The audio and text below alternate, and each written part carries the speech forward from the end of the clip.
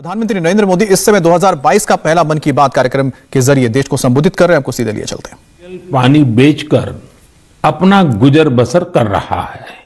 आर्थिक स्थिति भले अच्छी ना हो, लेकिन तायम्मल जी ने अपने बेटे बेटी को पढ़ाने में कोई कसर बाकी नहीं छोड़ी थी। उनके बच्चे Chinnaveerampatti panchayat union middle school में पढ़ते थे। ऐसे ही एक दिन स्कूल में अभिभावकों के साथ मीटिंग में ये बात उठी कि कक्षाओं और स्कूल की स्थिति को सुधारा जाए, स्कूल इंफ्रास्ट्रक्चर को ठीक किया जाए। तायम्मल जी भी उस मीटिंग में थी, उन्होंने सब कुछ सुना।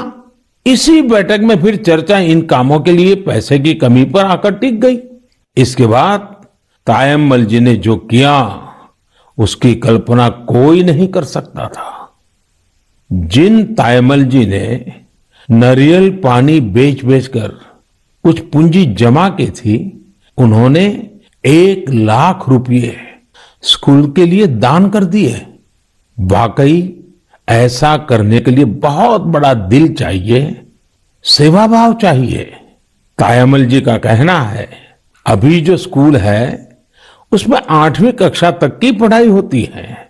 अब जब स्कूल का इंफ्रास्ट्रक्चर सुधर जाएगा तो यहां हायर सेकेंडरी तक की पढ़ाई होने लगेगी। हमारे देश में शिक्षा को लेकर यह वही भावना है जिसकी मैं चर्चा कर रहा था। मुझे आईआईटी बीएचयू के एक एल्यूमिनस के इस तरह के दान के बारे में भी पता चला है।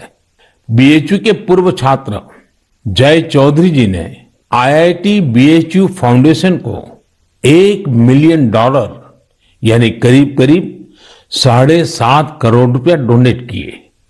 साथियों, हमारे देश में अलग अलग क्षेत्रों से जुड़े बहुत सारे लोग हैं जो दूसरों की मदद कर समाज के प्रति अपनी जिम्मेदारी का निर्वाह कर रहे हैं। मुझे बेहद खुशी है कि इस तरह के प्रयास उच्च शिक्षा के क्षेत्र में, खासकर हमारी अलग अलग आईआईटीज में निरंतर देखने को मिल रहे हैं। केंद्रीय विश्वविद्यालयों में भी इस प्रकार के प्रेरक उदाहरणों की कमी नहीं है। इस तरह के प्रयासों को और बढ़ाने के लिए पिछले साल सितंबर से देश में विद्यांजलि अभियान की शुरुआत हुई है।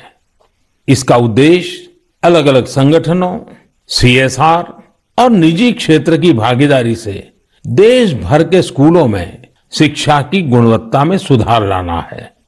विद्यांजलि सामुदायिक भागीदारी और ओनरशिप की भावना को आगे बढ़ा रही है। अपने स्कूल, कॉलेज से निरंतर जुड़े रहना, अपनी क्षमता के अनुसार कुछ न कुछ योगदान देना, यह एक ऐसी बात है जिसका संतोष और आनंद अनुभव लेकर ही पता चलता है।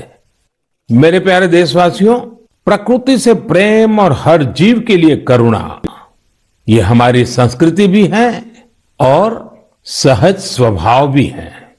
हमारे इन्हीं संस्कारों की झलक अभी हाल ही में तब दिखी जब मध्य प्रदेश के पेंच टाइगर रिजर्व में एक बाघिन ने दुनिया को अलविदा कर दिया।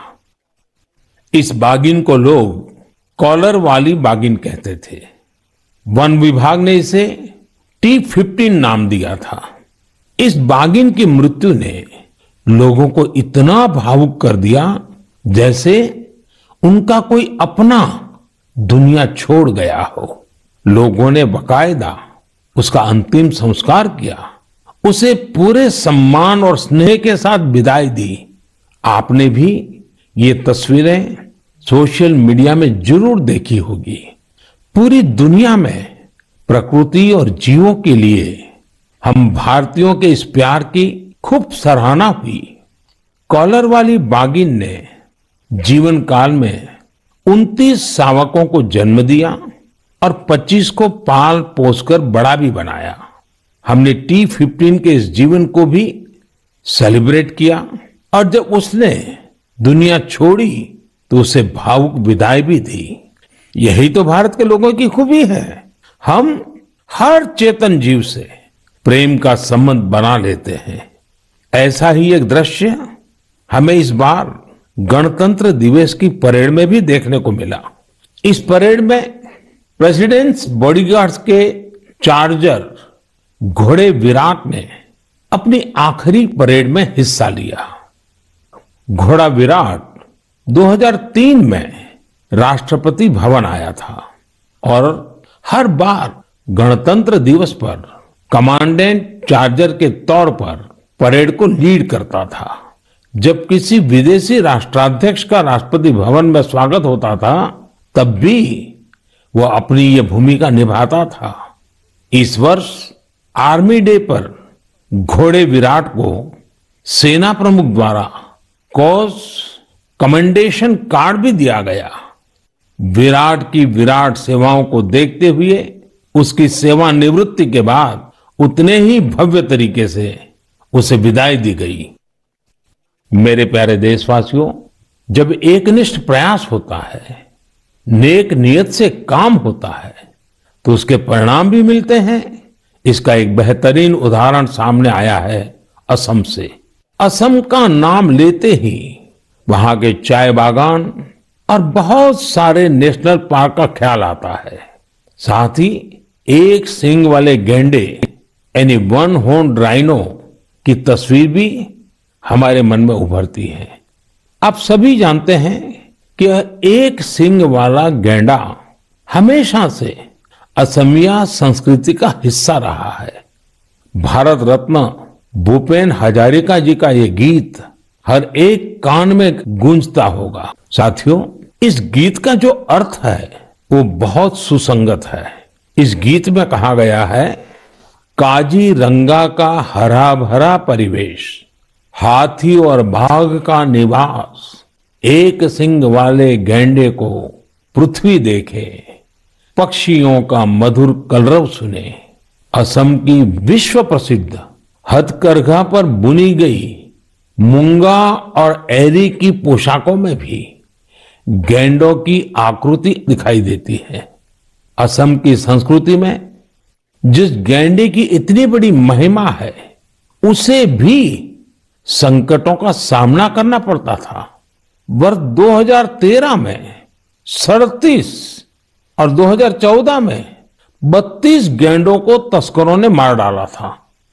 इस चुनौती से निपटने के लिए पिछले 7 वर्षों में असम सरकार के विशेष प्रयासों से गैंडों के शिकार के खिलाफ एक बहुत बड़ा अभियान चलाया गया।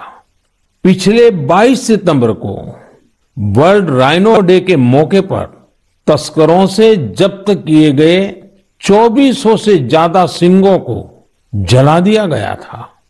यह तस्करों के लिए एक सख्त संदेश था। ऐसे ही प्रयासों का नतीजा है कि अब असम में गैंडों के शिकार में लगातार कमी आ रही है। जहां 2013 में 37 गैंडे मारे गए थे, वहीं 2020 में 2 और 2021 में सिर्फ 1 गैंडे के शिकार का मामला सामने आया है। मैं गैंडों को बचाने के लिए असम के लोगों के संकल्प की सराहना करता हूं। साथियों, भारतीय संस्कृति के विविध रंगों और आध्यात्मिक शक्ति ने हमेशा से दुनिया भर के लोगों को अपनी ओर खींचा है। अगर मैं आपसे कहूं कि भारतीय संस्कृति अमेरिका, कनाडा, दुबई, सिंगापुर, पश्चिमी यूरोप और जापान में बहुत ही लोकप्रिय है, तो ये बात आपको बहुत सामान्य लगेगी, आपको कोई हैरानी नहीं होगी। लेकिन अगर ये कहूं कि भारतीय संस्कृति का लैटिन अमेरिका और साउथ अमेरिका में भी बड़ा आकर्षण है, तो आप एक बार जरूर सोच में पड़ जाएंगे। मैक्सिको में खादी को बढ़ावा देने की बात हो या फिर ब्राजील में भारतीय परंपराओं को लोकप्रिय बनाने का प्रयास, मन की बात में हम इन विषयों पर पहले चर्चा कर चुके हैं। आज मैं आपको अर्जेंटीना में फहरा रहे भारतीय संस्कृति के परचम के बारे में बताऊंगा। अर्जेंटीना में हमारी संस्कृति को बहुत पसंद किया जाता है। 2018 में मैंने अर्जेंटीना की अपनी यात्रा के दौरान योग के कार्यक्रम में योगा फॉर पीस में हिस्सा लिया था। यहाँ अर्जेंटीना में एक संस्था है, हस्तिनापुर फाउंडेशन। आपको सुनकर के आश्चर्य होता है ना, कहाँ अर्जेंटीना और वहां भी हस्तिनापुर फाउंडेशन। यह फाउंडेशन अर्जेंटीना में भारतीय वैदिक परंपराओं के प्रसार में जुटा है। इसकी स्थापना 40 साल पहले एक मैडम प्रोफेसर एडा एल्ब्रेट ने की थी। आज प्रोफेसर एडा एल्ब्रेट 90 वर्ष की होने जा रही है। भारत के साथ उनका जुड़ाव कैसे हुआ, ये भी बहुत दिलचस्प है। जब वो 18 साल की थी, तब पहली बार भारतीय संस्कृति की शक्ति से उनका परिचय हुआ। उन्होंने भारत में काफी समय भी बिताया, भगवत गीता और उपनिषदों के बारे में गहराई से जाना। आज हस्तिनापुर फाउंडेशन के 40,000 से अधिक सदस्य हैं और अर्जेंटीना एवं अन्य लैटिन अमेरिकी देशों में इसकी करीब 30 शाखाएं हैं। हस्तिनापुर फाउंडेशन ने स्पेनिश भाषा में 100 से अधिक वैदिक और दार्शनिक ग्रंथ भी प्रकाशित किए हैं। इनका आश्रम भी बहुत मनमोहक है। आश्रम में 12 मंदिरों का निर्माण कराया गया है, जिनमें अनेक देवी देवताओं की मूर्तियां हैं। इन सब के केंद्र में एक ऐसा मंदिर भी है जो अद्वैतवादी ध्यान के लिए बनाया गया है। साथियों, ऐसे ही सैकड़ों उदाहरण यह बताते हैं हमारी संस्कृति हमारे लिए ही नहीं बल्कि पूरी दुनिया के लिए एक अनमोल धरोहर है। दुनिया भर के लोग उसे जानना चाहते हैं, समझना चाहते हैं, जीना चाहते हैं। हमें भी पूरी जिम्मेदारी के साथ अपनी सांस्कृतिक विरासत को खुद अपने जीवन का हिस्सा बनाते हुए सब लोगों तक पहुंचाने का प्रयास करना चाहिए। मेरे प्यारे देशवासियों, मैं अब आपसे और खासकर अपने युवाओं से एक प्रश्न करना चाहता हूं। आप सोचिए, आप एक बार में कितने पुशअप कर सकते हैं? मैं जो आपको बताने वाला हूं वो निश्चित रूप से आपको आश्चर्य से भर देगा। मणिपुर में 24 साल के युवा थोना ओजम निरंजॉय सिंह ने 1 मिनट में 109 पुशअप्स का रिकॉर्ड बनाया है। निरंजॉय सिंह के लिए रिकॉर्ड तोड़ना कोई बात नहीं है। इससे पहले भी उन्होंने 1 मिनट में एक हाथ से सबसे ज्यादा नकल पुशअप्स का रिकॉर्ड बनाया था। मुझे पूरा विश्वास है कि निरंजॉय सिंह से आप प्रेरित होंगे और फिजिकल फिटनेस को अपने जीवन का हिस्सा बनाएंगे। साथियों, आज मैं आपके साथ लद्दाख की एक ऐसी जानकारी साझा करना चाहता हूं जिसके बारे में जानकर आपको जरूर गर्व होगा। लद्दाख को जल्द ही एक शानदार ओपन सिंथेटिक ट्रैक और एस्ट्रो टर्फ फुटबॉल स्टेडियम की सौगात मिलने वाली है। यह स्टेडियम 10,000 फीट से अधिक की ऊंचाई पर बन रहा है और इसका निर्माण जल्द पूरा होने वाला है। लद्दाख का यह सबसे बड़ा ओपन स्टेडियम होगा जहां 30,000 दर्शक एक साथ बैठ सकेंगे। लद्दाख के इस आधुनिक फुटबॉल स्टेडियम में 8 लेन वाला एक सिंथेटिक ट्रैक भी होगा। इसके अलावा यहां 1,000 बेड वाले एक हॉस्टल की सुविधा भी होगी। आपको ये जानकर भी अच्छा लगेगा कि इस स्टेडियम को फुटबॉल की सबसे बड़ी संस्था फीफा ने भी सर्टिफाई किया है। जब भी स्पोर्ट्स का ऐसा कोई बड़ा इंफ्रास्ट्रक्चर तैयार होता है तो यह देश के युवाओं के लिए बेहतरीन अवसर लेकर आता है। साथ साथ जहां ये व्यवस्था होती है वहां भी देश भर के लोगों का आना जाना होता है, टूरिज्म को बढ़ावा मिलता है और रोजगार के अनेक अवसर पैदा होते हैं। इस स्टेडियम का भी लाभ लद्दाख के हमारे अनेकों युवाओं को होगा। मेरे प्यारे देशवासियों, मन की बात में इस बार भी हमने अनेक विषयों पर बात की। एक विषय और है जो इस समय सबके मन में है और वो है कोरोना का। कोरोना की नई वेव से भारत बहुत सफलता के साथ लड़ रहा है। ये भी गर्व की बात है कि अब तक करीब करीब 4.5 करोड़ बच्चों ने कोरोना वैक्सीन की डोज ले ली है। इसका मतलब यह हुआ कि 15 से 18 साल की आयु वर्ग के लगभग 60% यूथ ने 3 से 4 हफ्ते में ही टीके लगवा लिए हैं।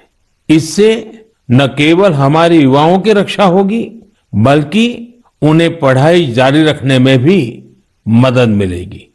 एक और अच्छी बात यह भी है कि 20 दिन के भीतर ही 1 करोड़ लोगों ने प्रिकॉशन डोज भी ले ली है। अपने देश की वैक्सीन पर देशवासियों का ये भरोसा हमारी बहुत बड़ी ताकत है। अब तो कोरोना संक्रमण के केस भी कम होने शुरू हुए हैं। ये बहुत सकारात्मक संकेत है। लोग सुरक्षित रहें, देश की आर्थिक गतिविधियों की रफ्तार बनी रहे, हर देशवासी की यही कामना है। और आप तो जानते ही हैं, मन की बात में कुछ बातें मैं कहे बिना रह ही नहीं सकता हूं। जैसे स्वच्छता अभियान को हमें भूलना नहीं है, सिंगल यूज प्लास्टिक के खिलाफ अभियान को हमें और तेजी लानी जरूरी है। वोकल फॉर लोकल का मंत्र ये हमारी जिम्मेवारी है। हमें आत्मनिर्भर भारत अभियान के लिए जी जान से जुटे रहना है। हम सबके प्रयास से ही देश विकास की नई ऊंचाइयों पर पहुंचेगा। इसी कामना के साथ मैं आपसे विदा लेता हूं। बहुत बहुत धन्यवाद। इंडिया टीवी हर वक्त हर जगह डाउनलोड करने के लिए सर्च करें India TV news Google play store या ऐप स्टोर पर।